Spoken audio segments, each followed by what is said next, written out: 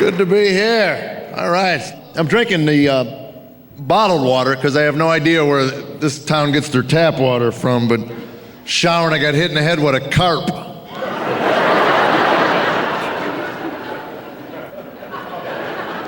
If you're sitting here right now thinking, a carp wouldn't fit through the faucet, you can probably get up and leave. You're not going to get the rest of this stuff anyway, so. I got kids driving, teens. That's frightening. Saturday morning, you're looking out your living room window, you see him on his bicycle, pop a wheelie and plow right into your mailbox. Yeah, honey, grab the keys, he's ready to go now. I'm telling you, I believe teenagers are God's revenge on mankind. I really believe this. I think one day God looked down over his creation and said, hey, see how they like it to create someone of their own image who denies their existence.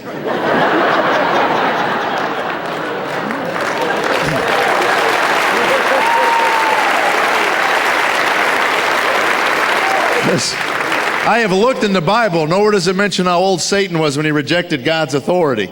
I'm thinking he was 15. I got to tell you this. I love grapes. I got to share this with you. I love red grapes. I love red grapes when they come out, and I'm talking about when they're in season, not the ones that you get now. They're like rocks. I mean, when they're in season and they're grown in California, and it's just amazing grapes. And I pick them all off the stems. I got like 3 pounds one day, 3 pounds of grapes, picked them all off the stems, and I put them in a colander, and I rinsed them all up, and I put them in the refrigerator, so when the cold air hit that water, it would just make them crisp, and they'd crunch when you're in a juice. I'm sorry, I'm getting excited. 3 pounds of grapes. I picked them all off one at a time by myself, washed them up, put them in a thing, and I went to the driving range and I hit golf balls, and I got all sweaty and everything, and I'm driving home, and I'm thinking maybe I should get a Gatorade, and then my brain said, no, you have grapes. You have grapes. And I'm driving home thinking about those grapes, and I walk in and I open the fridge and the colander's gone. It's gone. And now my son is walking by with a colander and he's got 1 grape left. That's it. 1 grape. He's gonna pop it in his mouth. And I said, freeze! Put the grape down and back away from the colander. Tell me you didn't eat 3 pounds of grapes. He said, 3 pounds, is that a lot? Well, if I were you, I'd just get a couple of magazines and I wouldn't stray too far from the bathroom. The laughter you hear will be mine. Understand that. Comes to me one day, he goes, I need my own space. That's what he says to me in my house. I need my own space. And I remember what my father told me when I said that to him. He opened the front door, said, a lot of space out there, son. And 1 foot on my backside while he was there, too. Yeah, just a lot of space out there. So we had a room in the basement. It was all junk room and everything. And he says, if we could build this into I could have a bedroom down here. And I said, you know what? It makes sense. Made sense. I said, you're right. He was 16 at the time, and I thought, well, okay. All right. As long as you understand what this is, right? And he goes, yeah, I understand. So anyway, we build the room and everything, and it's beautiful, and he loves it. And then I'm walking by on the phone. I hear him on the phone. I hear my son say this, finally got my own place. I run in the bedroom and tell my wife, this kid has no intention of ever leaving our home. He thinks he's got a condo down there. That was July. I told her, I said, wait, December, I'm freezing him out.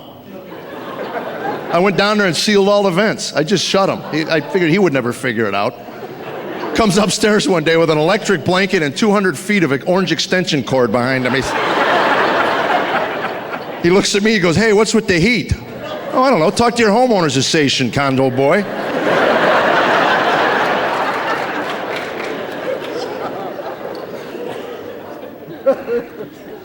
One week I told him, you got to quit eating all the food around here. There are 5 of us here, and we feel like we're in competition for food with you. This is an American home, not the Serengeti. There'll be more food tomorrow. Just slow down, save some for your little brother. The boy's so skinny, he fell down a sewer grate yesterday. Thank God he was wearing his bike helmet. He didn't fall all the way through. Those bike helmets save lives, don't they? Oh, come on, man. Anybody in this room over the age of 40 knows you'd have showed up for a bike ride wearing a helmet when you were 13? You needed the helmet to keep your head from caving in while your friends were pelting you with rocks. Hey, Dorco, what's with the plastic hat? Cut it out, man. Cha-ching, cha-ching, cha-ching, cha-ching, cha-ching, cha-ching. You dented my basket. Cha-ching, cha-ching. Yeah, I grew up in America before the lawyers took over. If a kid wanted to maim himself, he could, for gosh sakes. Remember the warnings on cans? I always wondered who those were for. I mean, you read your shaving can, it says right under, contents will explode under flame or fire. Now you're an adult, you read that, you think, well, I wouldn't plan on shaving with my head in the oven.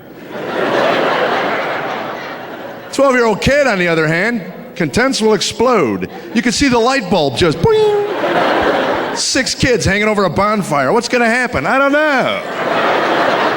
Never done this before. Oh! I believe we've discovered shrapnel. I think I'll give Rummy a call. And when they grow, they eat. And I'm telling you, you gotta. We hide food, my wife and I. I'm not making that up. We hide food to keep it from our children. How sad is that? We got a stash of brownies and muffins next to our bed. So we go in the room late at night and lock our door. I'm sure the kids think we're doing something else, but really, we're just under the covers eating brownies and laughing at them. So you hit 50, your life gets pathetic. It really does. The brownies are here. Woo! Hold hands, run down the hall, lock the door. Right before the door closes, you hear the kids in the living room. Ooh.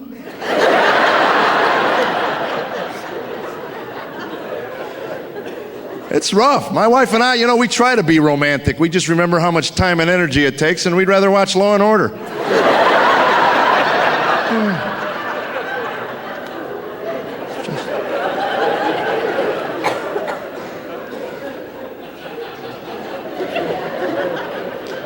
My wife falls asleep at 9:15 every night.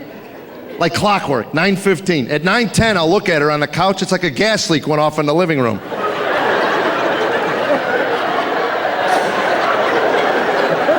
And I'll say to her, go to bed. I'm fine. What are you, 5 years old? Go to bed. Shut up, I'm fine. Poor woman has seen the beginning of every Law and Order for the last 5 years. And now they come on in reruns. She'll go, oh, I've seen this one. You might want to give it 20 minutes, honey.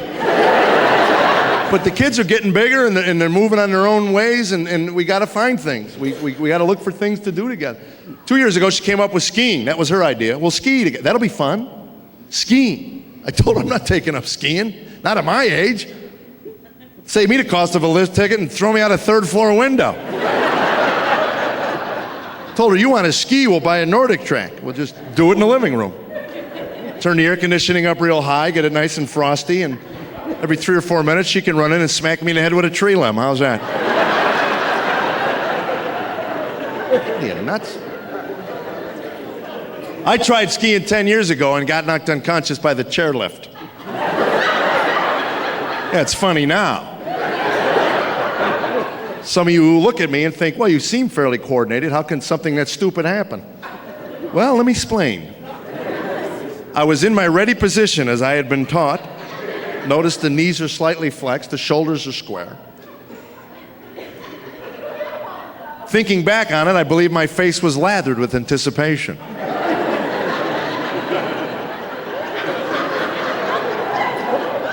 From behind me, somebody yelled, "Look out!" Now, you know when you hear the words "look out," you don't duck, you turn around and see what it is you're looking out for. What'd you say? And the insurance company, you gotta love those people, wouldn't cover the head injury. Guy called me up at home, you got hit in the head with a chairlift? I go, yeah. He goes, that makes you a moron. We consider that a pre-existing condition. It's like, wow, they had me. And my wife's dieting now, there are times when she's dieting that she falls off her diet, and I don't care. I really don't. But it's interesting to me how she tries to hide that. The other night she comes to bed and she's got chocolate crumbs on the corners of her mouth. So I asked her, how's that diet coming along? Oh, it's killing me. It's killing me. I'm getting shelled with crumb fragments as she's talking. Like I'm gonna get up in the morning and notice there are 3 ho-hos missing out of the package. You know, honey, I think somebody broke in last night and stole 3 ho-hos. Couldn't be you, you're on a diet. Wasn't me, that's the 3rd time this week. I think I'm gonna call the neighbors, find out if they got a ho-ho bandit. At least she's got ho-hos in the house. There was a time where she'd bring rice cakes into the house. Have you eaten these things? Rice cakes? Cake? You see the word, you think, all right. Take a bite into them. Caulk would be a better word. It's not food, it's insulation. Told her we could save money, just eat the styrofoam peanuts that came with your Thigh Master. Dog ate about 9 of those rice cakes. Went in the backyard and passed the thermos.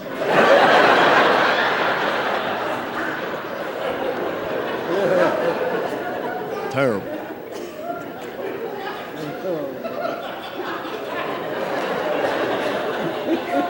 Dog could use a diet. Our dog's so fat he can't bark anymore. Just wheezes when the doorbell rings. He goes,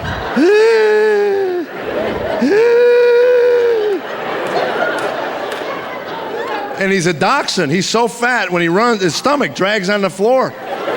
One day he ran across the rug, he set himself on fire. That was bad. I said, man, you gotta slow down. You're gonna burn our house to the ground. Why don't you stay? I'll move the Twinkie crumb over to you. 12 years old. He's not a dog, he's a throw rug. If he didn't break wind, we wouldn't know he was alive half the time.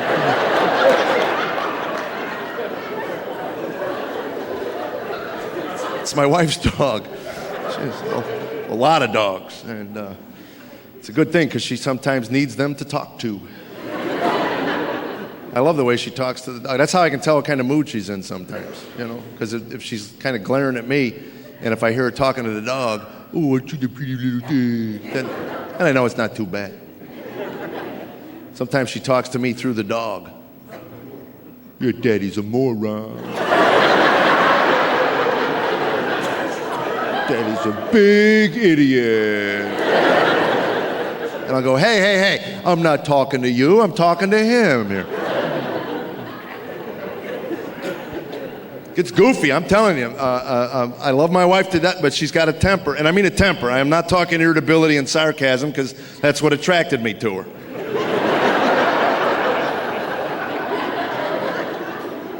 And she started menopause. Yeah, 3 years ago. So there are nights that I lie in bed and I dream about the good old days of PMS. I cannot get our home cold enough for my wife. Half the week she's on the phone with the air conditioning guy. It's broken again, it's broken. It's not broken, there's not enough freon in the world for that woman. Trust me, if there is a hole in the ozone, it's over the roof of my home in Nashville, Tennessee. It's 48 degrees in my bedroom. We got meat hanging off the curtain rods. And she'll walk in and turn on that 64-bladed fan she installed. I had to bolt the furniture to the floor to keep it from getting sucked through the roof. Standing, it's so hot, it's so hot, it's so hot. And then she wakes me up to feel her night sweats. Is that necessary? I'm telling you, I'm sound asleep, sound asleep. She'll zip my parka right open, just zip the parka. Wake up, feel this, it's disgusting. Look at this, I'm just sitting here, there's like a furnace in me or something. Well, you're lucky you don't have to go through this. You know, I wouldn't if you could have waken me up.